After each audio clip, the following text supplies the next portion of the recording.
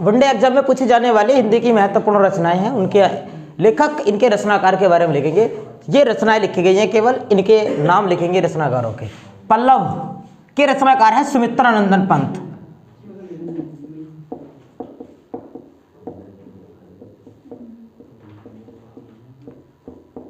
पल्लव किसकी रचना है? सुमित्रानंदन पंत जी की। शिवा बावनी के रचनाकार महाकवि भूषण।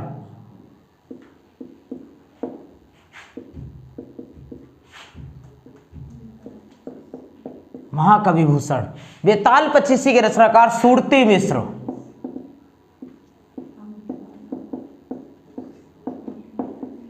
बेताल पचीसी सुरती मिश्र जी की रचना है। सुहाग के नपुर अमृतलाल नागर।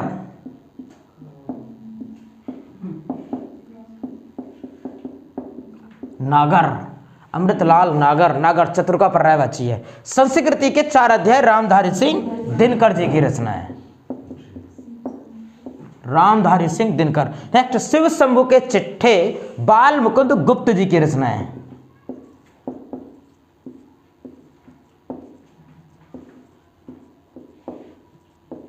शिव शंभु के चिट्ठे बाल मुकुंद गुप्त जी की रचना। रसिक प्रिया के रचनाकार हैं केशव दास।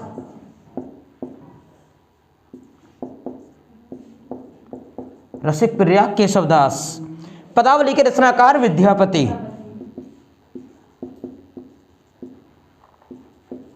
पदावली के रचनाकार विद्यापति। पदावली, कीर्ति पताका, कीर्ति लता, विद्यापति की रचनाएं हैं। ये सारी रचनाएं इन्होंने मैथिली भाषा में लिखी हैं और विद्यापति को मैथिल कोकिल के नाम से जानते हैं। अनाम दास का पोथा के रचनाकार हजारी प्रसाद द्विवेदी हैं।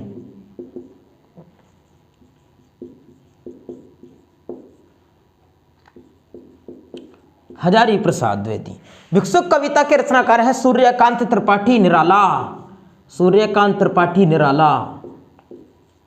सूर्यकांत त्रिपाठी निराला। भिक्षुक कविता के रचनाकार कौन है? सूर्यकांत त्रिपाठी निराला। नेक्स्ट, संसद से सड़क तक, इसके रचनाकार हैं सुदामा पांडे धूमिल। पिछले यूपी टेट के एग्जाम में इसको पूछा जा चुका है। ये दोनों रचनाएं यूपी टेट में आई हुई हैं। संसद से सड़क तक, सुदामा पांडे धूमिल। शॉर्ट में लिख रहे हैं सुदामा पांडे, धूमिल ही लिख दिया। धूमिल इनका उपनाम है, धूमिल, सुदामा पांडे धूमिल। सर्कस के रचनाकार हैं संजीव। ये भी यूपी टेट वालों से पूछा हुआ है। सर्कस उपन्यास के रचनाकार संजीव। दान लीला के रचनाकार हैं रसखान। दान लीला के रचनाकार रसखान। और नगर शोभा के रचनाकार अब्दुल रहीम खाने खाना।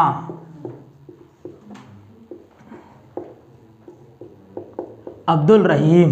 नेक्स्ट, छत्रसाल दशक, इसके रचनाकार महाकवि भूषण। महाकवि भूषण जी की रचना है। हो गए सारे। एक बार रिवीजन करते हैं।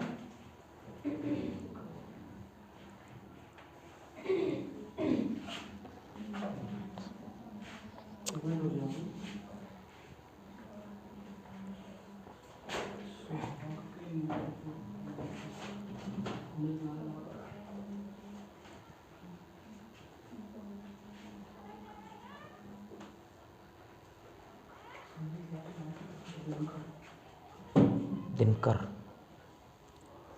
शिव शंभु के चिट्ठे बाल मुकुंद गुप्त। रसिक प्रिया केशव दास। पदावली के रचनाकार विद्यापति। अनाम दास का पोता हजारी प्रसाद द्विवेदी। भिक्षुक कविता के रचनाकार सूर्यकांत त्रिपाठी निराला जी इसके रचनाकार हैं। ठीक, इधर के रह गए, उधर के रह गए। चलो बाद में देख लो, पड़ोसी का देख लो, बताएंगे जल्दी जल्दी जरा।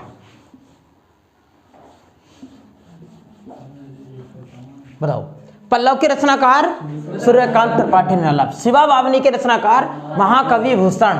बेताल पचीसी सुरती मिश्र। सुहाग के नुपुर अमृतलाल नागर की रचना है। संस्कृति के 4 अध्याय रामधारी सिंह दिनकर जी की रचना है। शिव शंभु के चिट्ठे बाल मुकुंद गुप्त जी की रचना है। रसिक प्रिया के रचनाकार केशव दास है।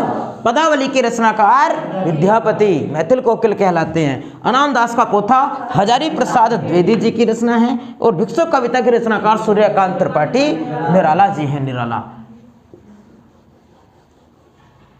संसद से सड़क तक सुदामा पांडे धूमिल की रचना है। और सर्कस संजीव।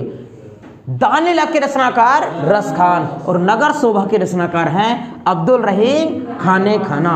76 दशक के रचनाकार महाकवि भूषण। कुछ पर्यायवाची लिखे जा रहे हैं, जल्दी, बहुत जल्दी लिख देंगे। जिनको लिखने हैं वो नोट करेंगे, बाकी के रिवीजन करना है। पर्यायवाची हैं वासना,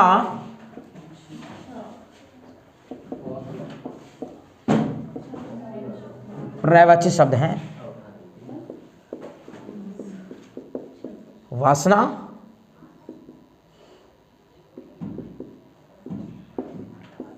मरीचि,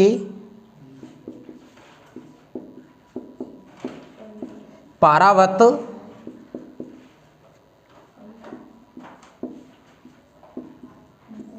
मुकुंद, भानुफल,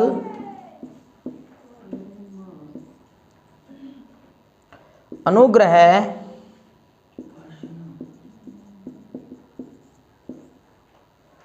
हेरंब,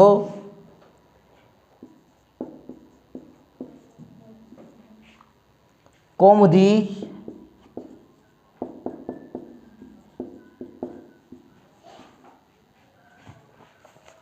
रदन,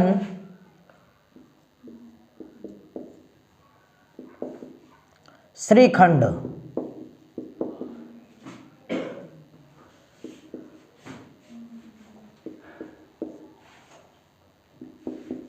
रसना, किंकर, शैलसुता,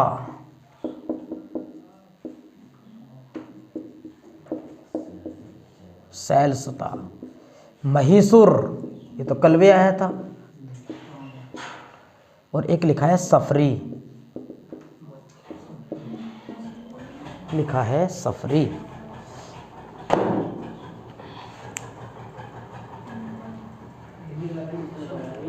ठीक है, पर्यायवाची लिखे गए हैं, उनके अर्थ लिखेंगे। वासना पर्यायवाची है इच्छा का,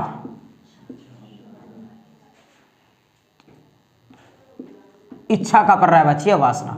मरीचि कहते हैं किरण को, मरीचि किरण का। पारावत कबूतर,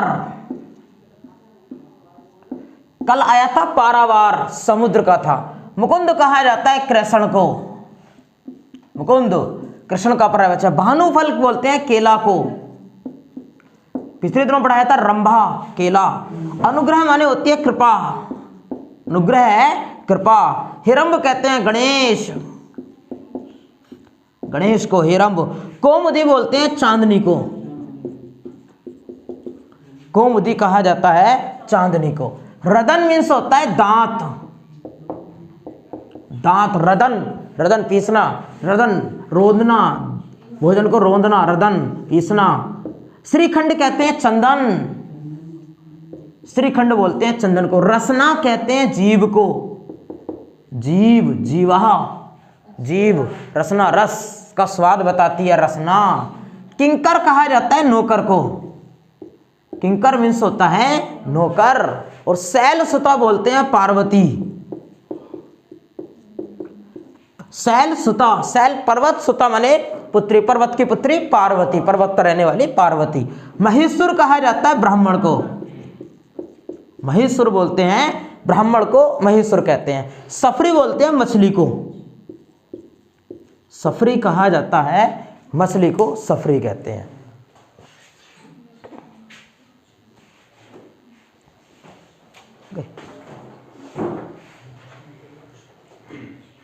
करेंगे रिवीजन इनका, इधर से हैं।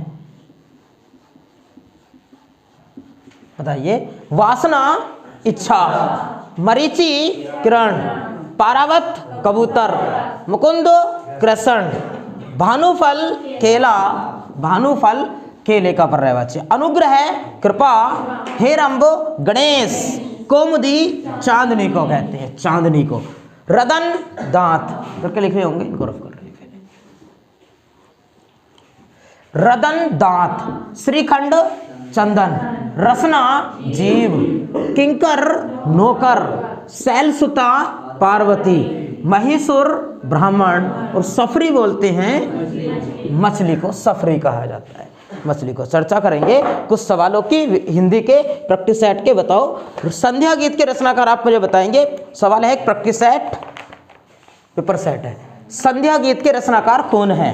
आसान सा सवाल है, पहले सवाल है, 40 सवाल है इस सेट में, सोल्व करने हैं। संध्या गीत के रचनाकार कौन है? ऑप्शन दें। पहला ऑप्शन दिया है जय शंकर प्रसाद, महादेवी वर्मा, सूर्यकांत त्रिपाठी निराला या महावीर प्रसाद द्विवेदी।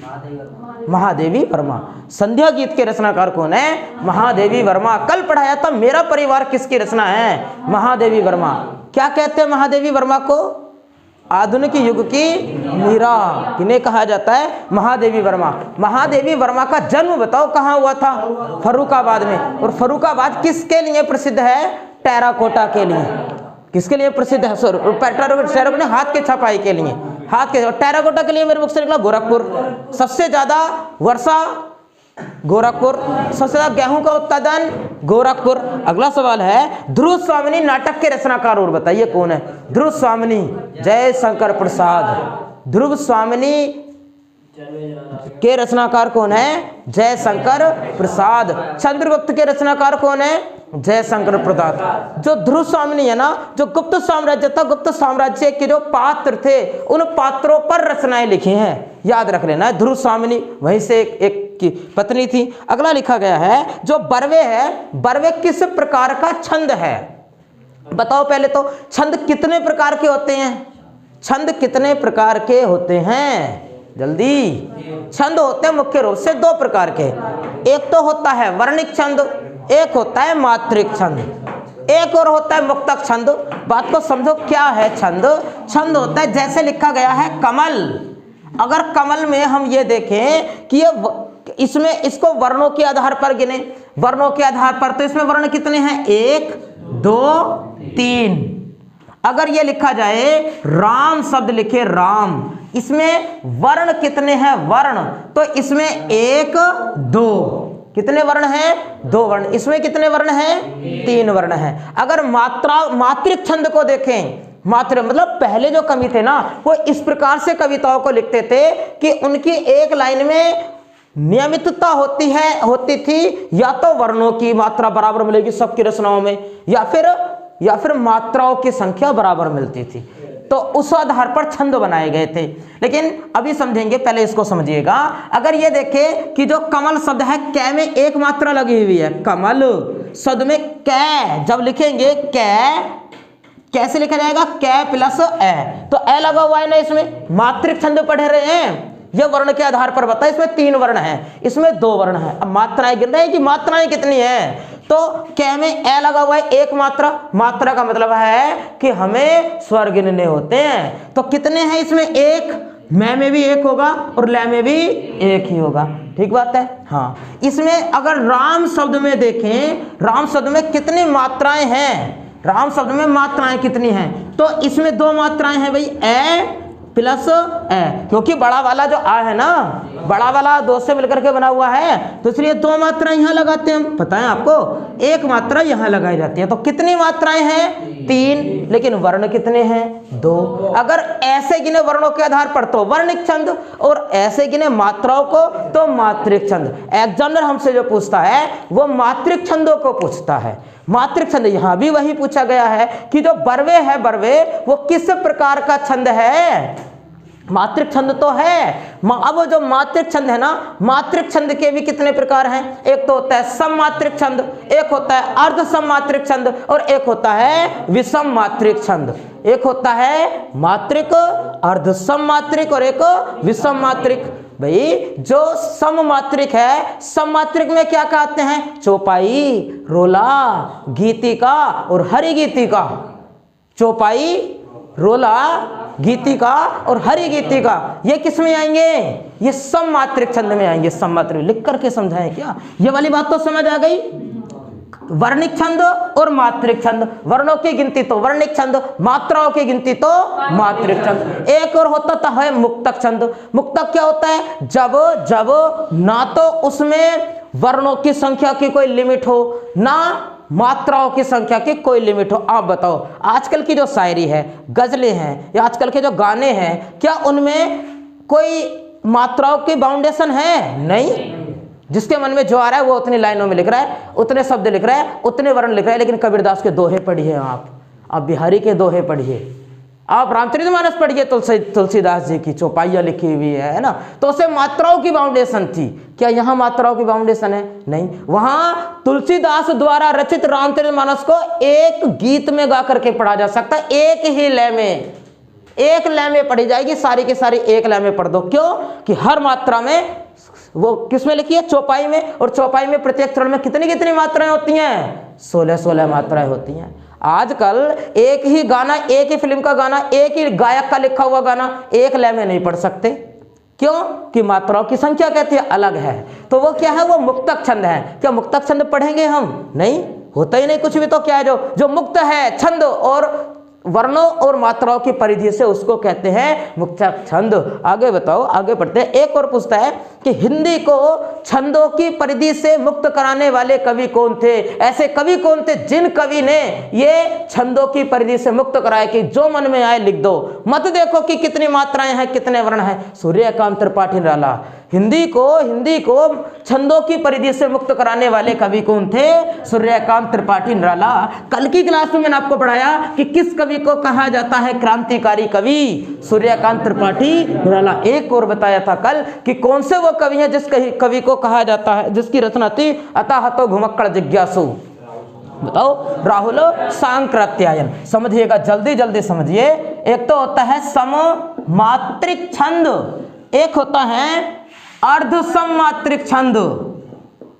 अर्ध सममात्रिक छंद पूरा समझ लेना, आप बस समझा रहे हैं। एक होता है विषम मात्रिक छंद, विषम मात्रिक छंद। और जो सममात्रिक छंद होता है, सममात्रिक छंद में आते हैं 4: चौपाई, रोला, गीतिका और एक होता है हरि गीतिका। एक होता है हरि गीतिका। याद रखो कि सममात्रिक के प्रत्येक भाग में, प्रत्येक प्रकार में 4 चरण होते हैं। चरण मतलब गाने की एक लाइन, वो एक चरण है। याद रहेगा आपको, गाने की एक लाइन है तो क्या है? वो अपने आप में एक चरण है। और सममात्रिक छंद में प्रत्येक छंद में कितने चरण होते हैं? 4 चरण होते हैं, 4 चरण। और चौपाई के प्रत्येक चरण की एक मात्रा में होती हैं 16 मात्राएं। कितनी मात्राएं होती हैं चौपाई में? 16। और रोला में कितनी होती हैं? बताओ कितनी होती हैं? 16, 24, 26, 28। 24, 26, 28 बिल्कुल याद रहेंगी आपको, बिल्कुल याद रहेंगी भाई। चौपाई में 16, रोला में 24 प्रत्येक में, और गीतिका में 26 और हरि गीतिका में 28। इससे आसान बात और क्या होगी?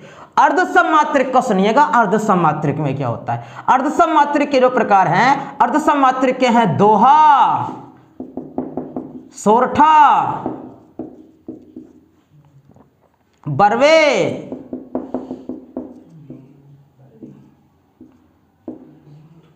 बरवे, और चौथा होता है इसका प्रकार उलाला। उलाला सुनाएगा ना? उलाला, हाँ। तो उलाला ये होता है। आपको पता है कि ये अर्ध सममात्रिक क्यों कहें? अर्ध सममात्रिक क्यों है? क्योंकि इसमें जो पहला दोहा होता है, दोहे में भी इसमें भी 4 ही 4 चरण होते हैं। कितने चरण? 4 चरण होते हैं, 4 चरण। इसमें इसके चरणों में मात्राओं की संख्या होती है 13, 11। कितनी होती है? 13, 11 तो समझते हैं भाई। विषम चरणों में 13, सम चरणों में 11। विषम कौन से? पहला, तीसरा। सम कौन से? दूसरा, तीसरा। पहले तीसरे चरण में 13, विषम चरणों में 11। उसके बाद उल्टा कर दो, 13, 11। सोरठा दोहे का उल्टा होता है ना, हाँ, इसको भी याद रहेगा आपको। इसमें 15 7 होती हैं, और सॉरी, इस 15 7 बोलते हैं, मैंने 12 7 बोलना था। 12 7 होती हैं, और इसमें होती है 15 12। 15 12। लो, छंद खत्म। आगे एक और रह गया। अब इसके हैं दो प्रकार, इसके हैं दो प्रकार। कौन कौन से इसके दो प्रकार हैं? इसके दो प्रकार हैं, एक तो है छप्य, एक है छप्य और एक होता है कुंडलियां। छप्य और कुंडलियां, छप्य और कुंडलियां। छप्य इसमें जो होता है, इसमें छह चरण होते हैं। इसमें कितने होते हैं? छह चरण होते हैं। इसमें होते हैं छह चरण। इसमें पहले दो दोहा के, अंतिम चार रोला के। पहले दो दोहा के, अंतिम चार रोला के। और इसमें पहले चार रोला के और अंतिम दो उल्लाला के। कहानी खत्म, पूरे छंद समाप्त। आपको पता है छंद होते क्या हैं? आपको पता है चरण मैंने समझा दिया कि गाने की एक लाइन को क्या कहते हैं?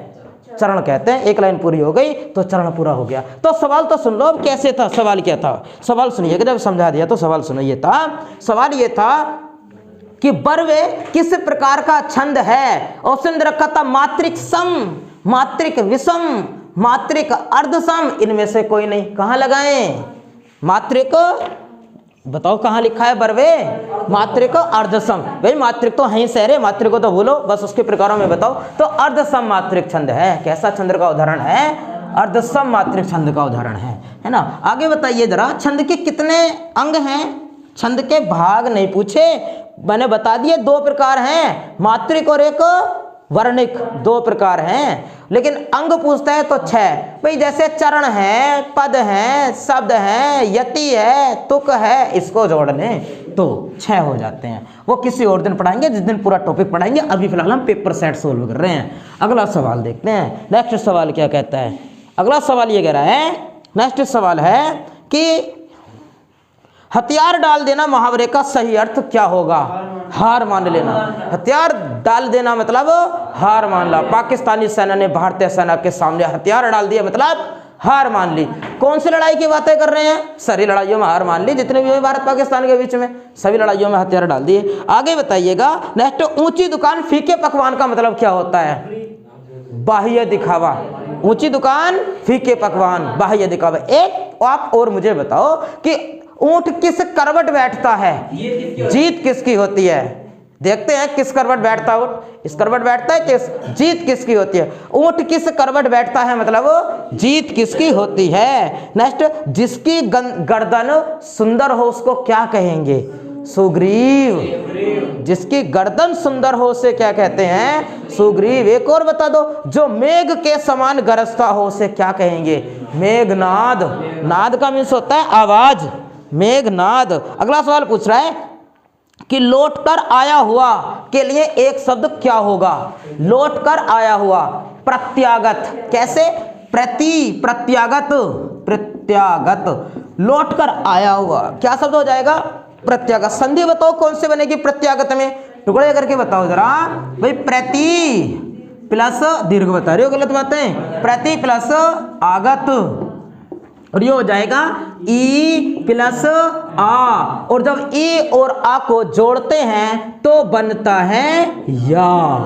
और जब या बना है तो या के पहले आधा अक्षर है, तब संधि कौन सी बनती है? यड़ संधि। स्वागत में कौन सी संधि होगी? यड़ संधि। स्वल्प में कौन सी संधि होगी? यड़ संधि होगी। नेक्स्ट, आगे बताओ, संकल्प का विलोम क्या बनेगा? संकल्प का विलोम विकल्प। भाई विकल्प करो क्या ना करो, चार है या पांच है, कोई सा लगाओ, विकल्प है ना। लेकिन संकल्प है तो करना ही करना है। संकल्प मतलब करना ही करना है, और विकल्प ऑप्शन है करो या ना करो या कोई और कर लो। आगे शब्द है भाई, नेक्स्ट है, चार ऑप्शन आपको दिए गए हैं और चार ऑप्शन में से आपको बताना है कि कौन सा वो शब्द है जो शब्द पर्यायवाची नहीं है स्त्री का। पहला ऑप्शन दिया है रमणी। क्या लिखा है? रमणी। महिला, महिला, कांता। और एक दिया है इन्होंने चारू। चारू बताइएगा। कल भी चर्चा हुई थी, चारू चंद्र की चंचल किरणें खेल रही थी जल तल में, स्वच्छ चांदनी बिखरी हुई थी अवनी और अंबर तल में। पहले तो आप मुझे बताओ यहां कौन सा अलंकार होगा? अनुप्रास अलंकार। चारों चंद्र की चंचल किरणें खेल रही थी जल तल में, स्वच्छ चांदनी बिखरी हुई थी अवनी और अंबर तल में। तो चारु जो शब्द है चारु, ये चारु है सुंदर का पर्यायवाची। कल भी बताया था ललाम किसका पर्यायवाची है? सुंदर। और अभिराम भी किसका पर्यायवाची है? सुंदर का, सुंदर। और मैंने आपको पिछले दिनों पढ़ा रखा है कि कांत माने होता है पति और कांता माने पत्नी। बताओ महिला होती है कि नहीं होती? होती है ना। तो महिला रमणी हो गई है सारे। और चारु किसका पर्यायवाची है? सुंदर। और बताओ अभिराम, अभिराम। और एक और बोला है ललाम। ललाम भी किसका पर्यायवाची है? महिला, महिला उसका, सुंदर का। अगर ये होता ललाट, ललाट माथा, ये वाला माथा, माता नहीं माथा, ललाट, ललाट में क्या होता है? अरे होता ललना, ललना।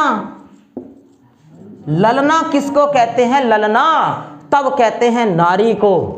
अगर चारों की जगह ललना कर देता तो ललना माने क्या होता है? नारी। बताइए जरा, ललाम मीन्स क्या होता है? सुंदर। अभिराम सुंदर, चारु सुंदर, ललना नारी, ललाट माथा। और प्रत्यागत क्या होता है? लौट कर आया हुआ, लौट कर आया हुआ। और प्रत्यागत में संधि कौन सी बनेगी? यड़ संधि बन जाएगी प्रत्यागत में, यड़ संधि। नेक्स्ट सवाल देखते हैं। अगला सवाल पूछ रहा है गीरवाण। ये तो कल लिखाया। गीरवाण किसका पर्यायवाची है? बताओ, गीरवाण किसका पर्यायवाची है? गीरवाण किसका पर्यायवाची है? हिंट से दे रहे हैं। एक शब्द और लिखा है गीरवाण के पर्यायवाची वाला, विबुधु। विबुधु बताओ, अब तो बता दो। देवता। भूस्वामी, भू स्वामी भी किसको कहते हैं? देवता को कहते हैं, देवता को। विबुधो देवता। गीरवाण भी किसको कहते हैं? देवता। ये तीनों किसके पर्यायवाची हैं? देवता के पर्यायवाची हैं, देवता। गीरवाण मीन्स होता है देवता। अगला सवाल पूछा गया नेक्स्ट। 4 ऑप्शन आपको दिए जा रहे हैं और आपको यह बताना है कि धर्मा धर्म में कौन सा समास होगा? धर्मा धर्म में कौन सा समास होगा? द्वंद्व समास। धर्मा और धर्म, इसका मतलब यह होता है कि धर्म और अधर्म। यहां धर्म और अधर्म का फैसला होगा, है ना। तो धर्म और अधर्म और शब्द बीच में अगर लग जाता है तो कौन सा समास बनता है? द्वंद्व समास। द्वंद्व मतलब दोनों शब्द अपने आप में रूढ़ होना। दोनों शब्द अपने आप में रूढ़ होते हैं तो कौन सा समास होता है? द्वंद्व समास होता है, द्वंद्व समास। यहां समास होता है द्वंद्व समास। नेक्स्ट है, बताइए शब्द है ईश्वर प्रदत्त। और पूछा गया है ईश्वर प्रदत्त में कौन सा समास होगा? ईश्वर प्रदत्त। पहले तो शब्द के टुकड़े करिए और पहचान करो कि कौन सा समास बनेगा। सही बता रहे हो। ईश्वर प्रदत्त, ईश्वर के द्वारा प्रदत्त, ईश्वर के द्वारा जो प्राप्त हो, ईश्वर के द्वारा प्राप्त। अब बताओ प्रकार, बताओ कौन सा होगा तत्पुरुष का? करण। ईश्वर के द्वारा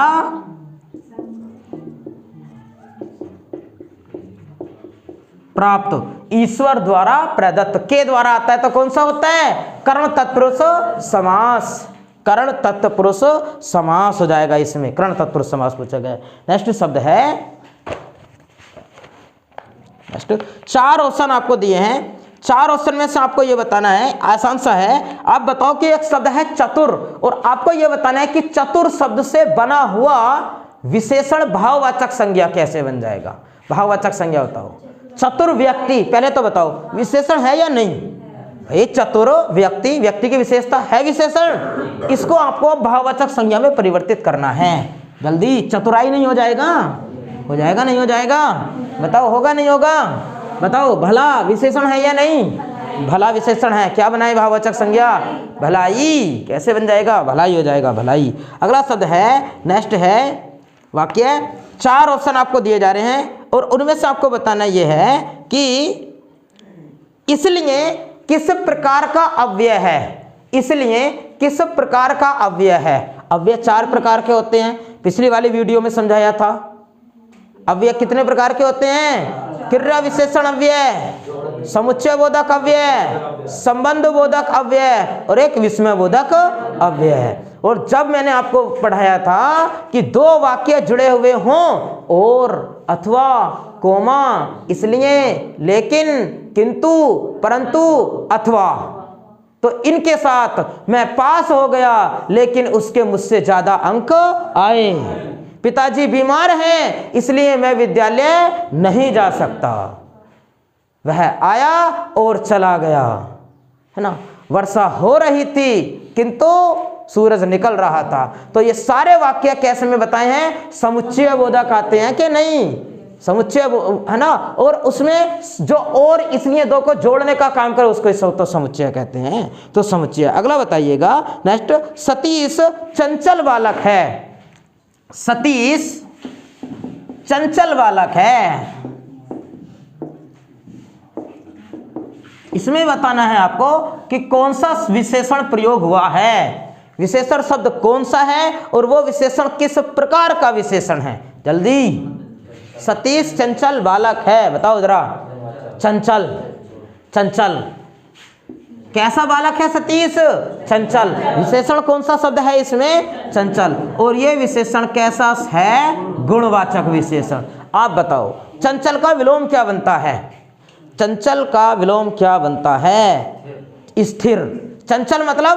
चंचल मतलब एक जगह पर ना रुक सकने वाला। जैसे भगवान कृष्ण और भगवान राम, चंचल का, भगवान कृष्ण का मन कैसा है, चंचल है, चंचल, चंचल। और भगवान राम का मन कैसा है, एकाग्र, स्थिर है कि नहीं। भगवान कृष्ण इसको भी देखते हैं बस मन विचलित हो जाता है, लेकिन भगवान राम शूर्पणखा खुद कहते आकर के विलियो मैरी वे क्या विचलित हुए नहीं। चंचल का विलोम क्या होगा, एकाग्र। बाकी अब नेक्स्ट मिलेंगे अगले वीडियो में भी।